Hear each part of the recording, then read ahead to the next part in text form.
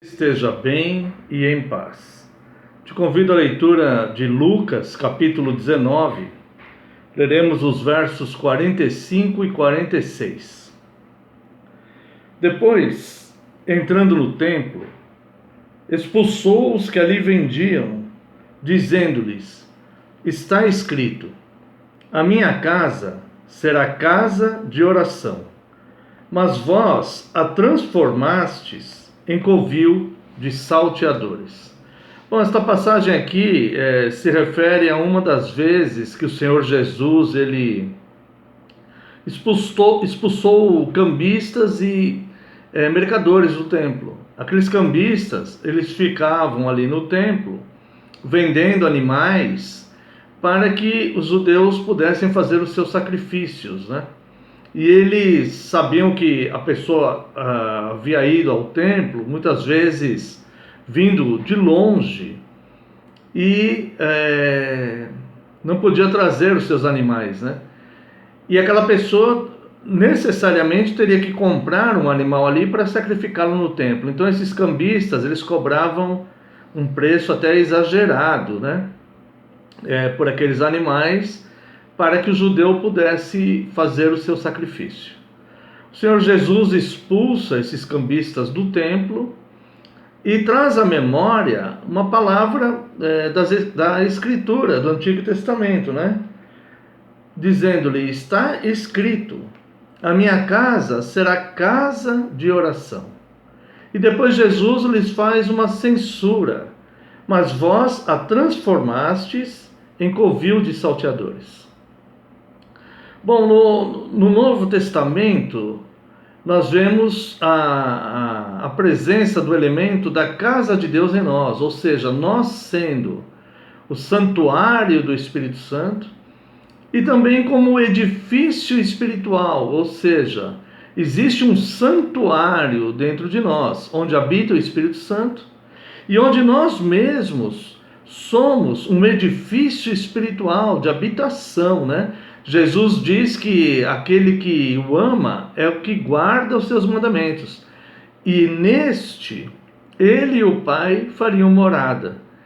Então, trazendo um paralelo sobre a questão do templo físico, onde Jesus purificou, dizendo que aquele templo deveria ser casa de oração e não covil de salteadores. A nossa vida, nós também devemos ser casa de oração, cada um de nós, edifício santo de habitação de Deus. Isso não quer dizer que nós não devemos congregar, longe disso, ao contrário. A Bíblia tem que ser completa em todos os aspectos, né? Um elemento não elimina o outro. A Bíblia também, a mesma Bíblia que diz isso, que somos edifício espiritual, também nos adverte a congregar. E dizendo até que aquele que retrocede, Deus não se compraz com a alma dessa pessoa que deixa de congregar. Então nós devemos congregar, não é porque somos edifício espiritual que estamos autorizados a deixarmos de congregar. Aonde a igreja se reúne, nós devemos estar reunidos com a igreja. Seja num templo, num salão, numa casa, ao ar livre, em qualquer lugar, mas devemos congregar e estarmos juntos com a igreja. Quando o Senhor Jesus diz que está escrito, né? A minha casa será casa de oração, mas vós a transformastes em covil de salteadores, ele se refere ali ao templo, mas contextualmente nós entendemos também nós mesmos como edifício espiritual devemos ser casa de oração e não covil de salteadores. E o objetivo deste pequeno vídeo aqui, covil de salteadores, não é fazer com que nós olhemos para outros grupos, onde nós vemos ali equívocos, erros, heresias, mercado da fé. Não é esse o objetivo. O objetivo é nós voltarmos os nossos olhos para nós mesmos, de forma humilde, de forma crítica, de forma corretiva, para se nós identificarmos que nós não estamos sendo casa de oração, mas estamos permitindo salteadores, de alguma forma, roubar os elementos da fé cristã que deveriam habitar em nós. E ao olharmos isto e vermos isso intimamente, de forma crítica e corretiva, pode ser que nós fiquemos ofendidos com o Evangelho. Mas esta ofensa seria no sentido de nos corrigirmos. Então, nós não vamos olhar para outras pessoas, nem para outros grupos cristãos, nem outras denominações. O objetivo deste vídeo é nós olharmos para nós mesmos e fazermos aí um contraste, deixarmos esta palavra bater em nós, para ver se há algo errado conosco, nós teremos a oportunidade de corrigi-lo.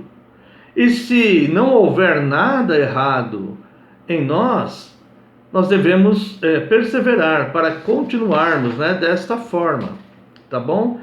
Então, quais são as possibilidades, quais são as ciladas quando a casa de oração que está em nós pode se tornar covil de ladrões? Bom, ela pode se tornar covil de ladrões quando o Senhor da casa, que é Cristo, o Senhor do templo, que é Cristo, não for reconhecido. Quando nós não reconhecemos Cristo como Senhor dessa casa espiritual, que nós somos também. Lá no livro do profeta Malaquias, no capítulo 3, no verso 1, existe uma promessa a respeito disso. Malaquias 3:1: Eis que eu envio o meu mensageiro, que preparará o caminho diante de mim. De repente, virá ao seu templo o Senhor, a quem vós buscais, o anjo da aliança. Esse anjo com letra maiúscula é Cristo, a quem vós desejais. Eis que ele vem, diz o Senhor dos exércitos. Então, virá ao templo do Senhor aquele a quem nós buscamos, que é Cristo. Então, Cristo, ele é o Senhor do templo. O Senhor do templo, do santuário que temos em nós, para a morada dele, para a habitação do Espírito Santo. Ele é o Senhor. Então, nós permitimos que estejam salteadores dentro desse nosso templo interno, quando nós não reconhecemos o Senhor do templo.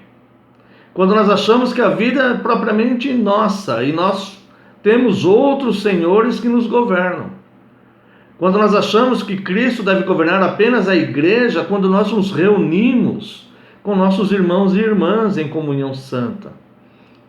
E esquecemos que ele deve ser Senhor do templo que está estabelecido intimamente em nós, interiormente em nós. Cristo deve ser o Senhor deste templo, Lembrando que Cristo veio para o seu templo, como diz aqui.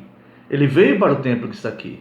Mas nós vemos no Novo Testamento situações onde aceitaram e não aceitaram a Cristo. Nós olhamos aqui Mateus capítulo 1, verso 21. Evangelho de Mateus capítulo 1, verso 21. Ela dará à luz a um filho, e lhe porá o nome de Jesus, porque ele salvará o seu povo dos pecados deles. Então Cristo, ele é o Salvador do seu povo, da sua igreja. Então nós, enquanto igreja de Cristo, devemos reconhecer o seu senhorio absoluto em nós. Lembrando que este mesmo Cristo veio para o seu povo de Israel, que o rejeitou. Por isso o Evangelho, ele foi estendido aos gentios, como diz lá na carta aos Romanos, capítulo 10 e capítulo 11. João diz isso aqui, Evangelho de João, capítulo 1, verso 11. Veio para o que era seu, e os seus não o receberam. Depois vem o versículo 12: mas a todos quantos o receberam, deu-lhes o poder de serem feitos filhos de Deus, a saber, aos que creem no seu nome. Estes que creem no seu nome não é apenas aqueles que creem que ele existe, mas sim naqueles que confiam nele a ponto de tê-lo como Senhor da sua vida, aquele que habita esse edifício espiritual. Nós devemos reconhecer Cristo como Senhor deste templo, não só como Senhor da igreja universal, aquele organismo vivo, né? Ou da igreja ali onde nós nos reunimos, cada um de nós, na nossa igreja local. Mas sim, lá ele é Senhor também, é claro, mas sim como Senhor do templo que está inserido em cada cristão, em cada convertido. Ele veio para os seus. Então nós vemos aqui que o nosso templo interno, ele se torna um covil de ladrões quando nós deixamos que roubem este reconhecimento de Cristo como Senhor da nossa vida, do templo que está em nós. E quando nós deixamos outras coisas, pessoas, pensamentos, desejos ou qualquer outro elemento, qualquer outro fator que não Cristo governar a nossa vida.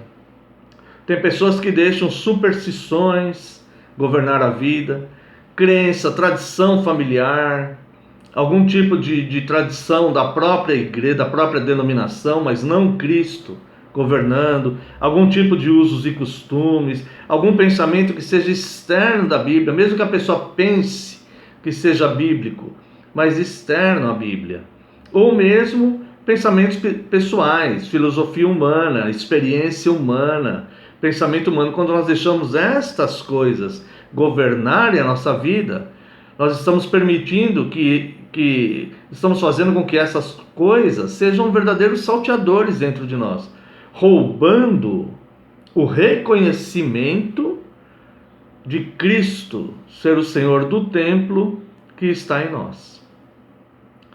Então, nossa casa interna, nossa casa espiritual, nosso templo espiritual, deixa de ser casa de oração e se torna covil de ladrões quando nós deixamos alguém ou algo roubar o reconhecimento de ser Cristo o Senhor da nossa vida.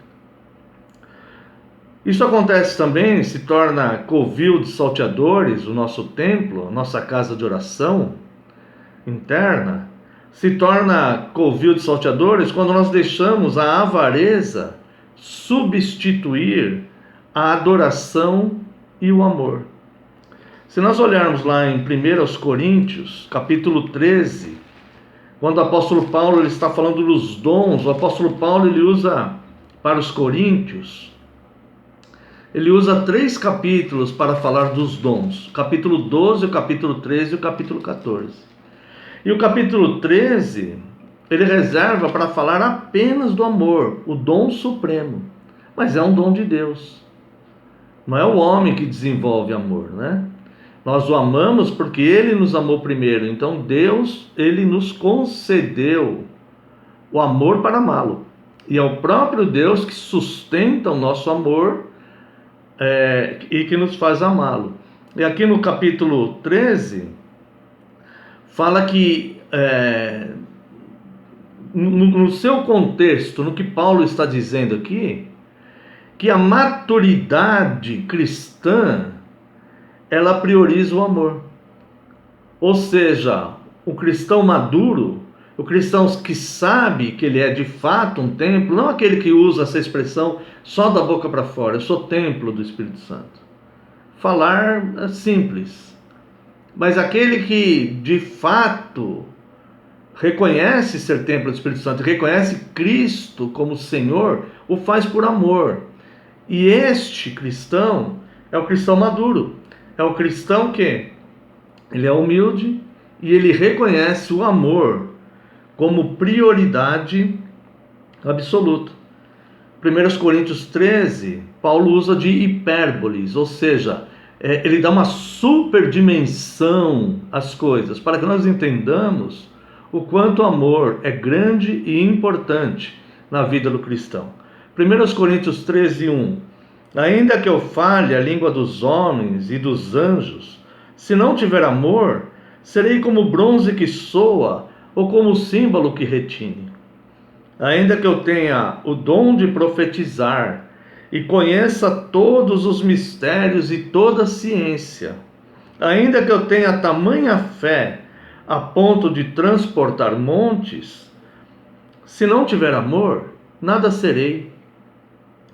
E ainda que eu distribua todos os meus bens entre os pobres, e ainda que eu entregue o meu próprio corpo para ser queimado, se não tiver amor, nada disso me aproveitará. Então até aqui o apóstolo Paulo está usando de hipérboles, ou seja, ele está dando uma dimensão muito grande a coisas para nos chamar a atenção para a importância do amor.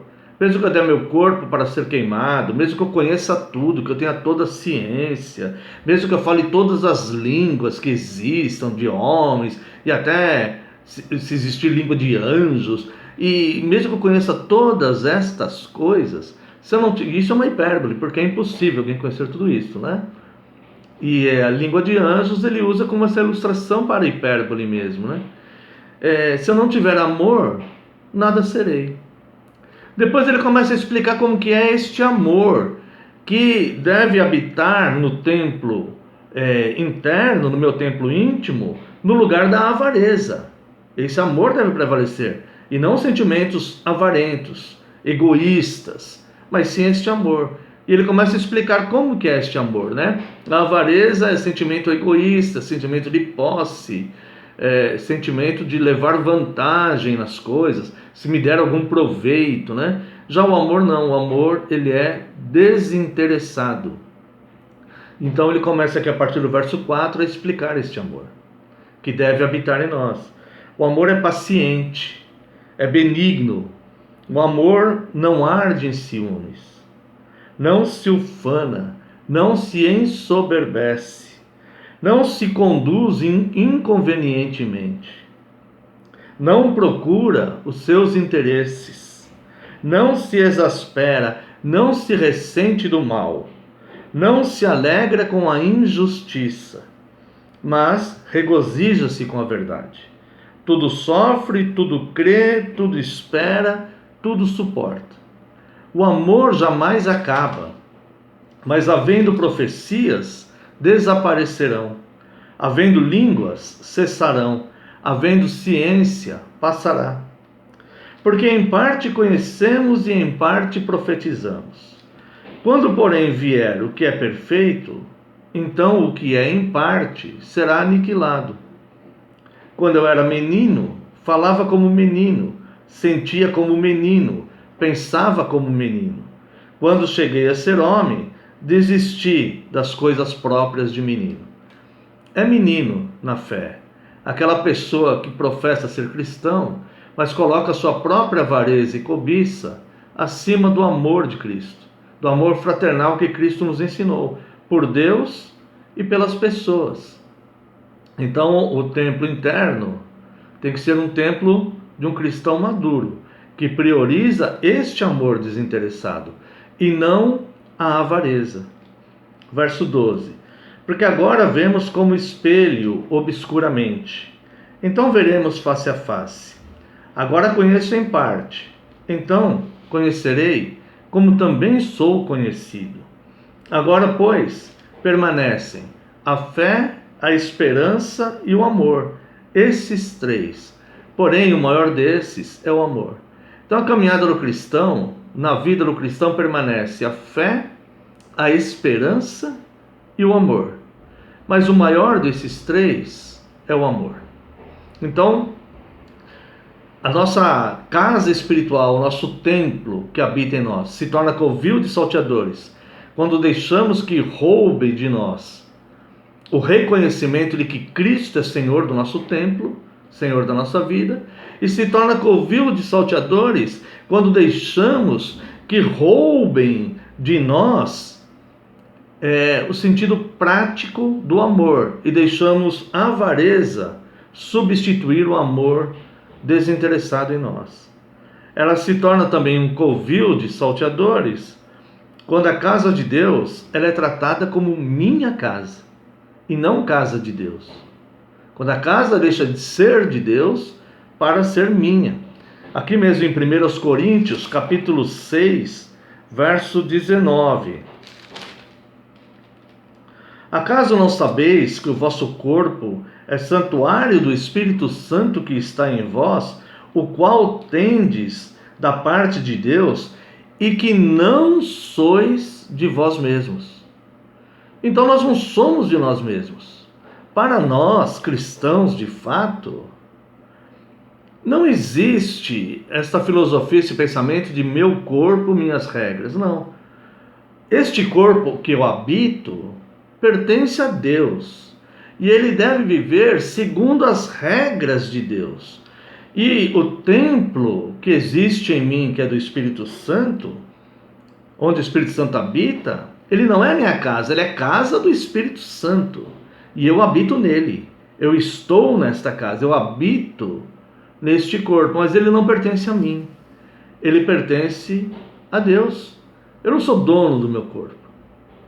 O meu corpo pertence a Deus. Eu não tenho autoridade sobre o meu corpo para fazê-lo, por exemplo, deixar de envelhecer. Mas ele pertence a Deus e ele vai cumprir os dias que Deus determinou para ele. Enquanto isto, eu devo tratar a casa de Deus que há em mim como casa de Deus e não como minha casa. O apóstolo Paulo, escrevendo aos Gálatas, quando ele se refere ao Espírito Santo que habita em mim, né?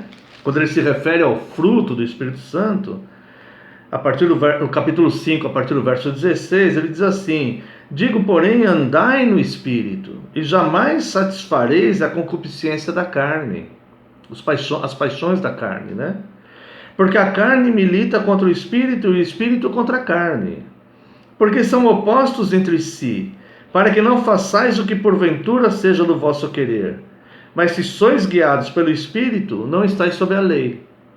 Ora, as obras da carne são conhecidas, e são prostituição, impureza, lascívia, idolatria, feitiçaria, inimizades, porfias, ciúmes, iras, discórdias, dissensões, facções, invejas, bebedices, glutonarias e coisas semelhantes a estas, a respeito das quais eu vos declaro, como já outrora vos preveni, que não herdarão o reino de Deus os que tais coisas praticam.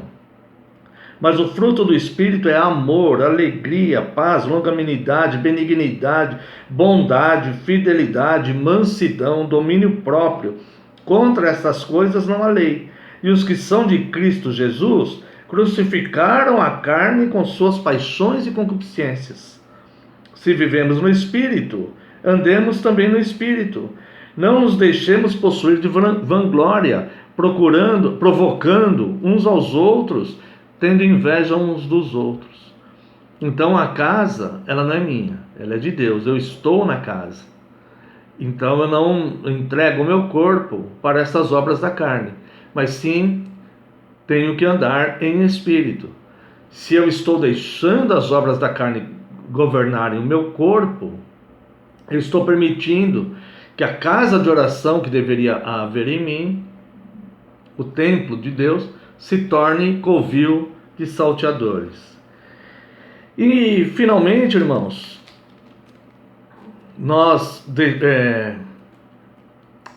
a nossa casa de oração que habita em nós se torna covil de salteadores quando palavras e petições egoístas superam a intercessão que deveria haver.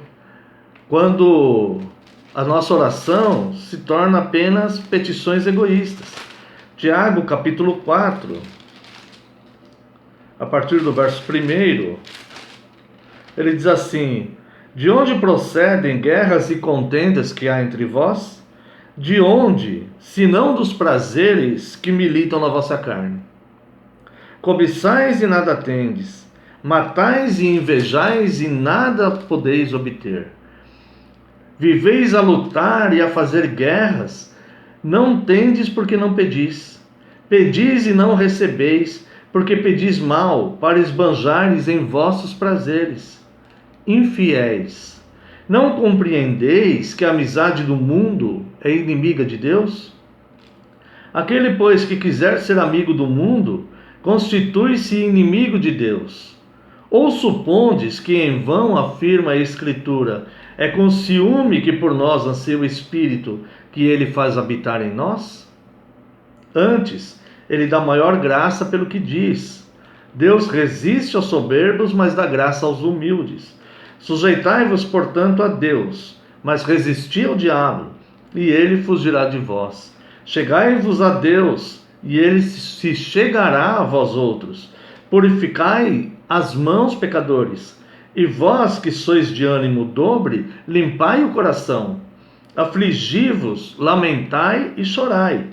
Converta-se o vosso riso em pranto e a vossa alegria em tristeza. Humilhai-vos na presença do Senhor e ele vos exaltará. Então esta casa, ela se torna covil de salteadores quando a nossa oração deixa de ser, quando o nosso templo deixa de ser uma casa de oração pelas pessoas, pelos aflitos, pelos desvalidos, por aqueles que sofrem, e se torna um centro de petições egoístas para nós mesmos esbanjarmos em nossos próprios prazeres e deleites. Aqui um livro antes aqui em Hebreus capítulo 13, verso 3, o autor aos Hebreus diz assim: lembrai-vos dos encarcerados como se presos com eles, dos que sofrem maus tratos, como se com efeito vós mesmos, em pessoa, fossem os maus tratados.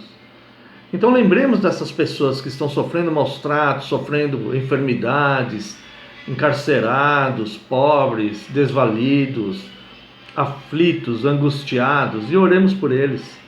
Vamos interceder por eles, nos coloquemos como se nós mesmos estivéssemos passando por aquilo, né?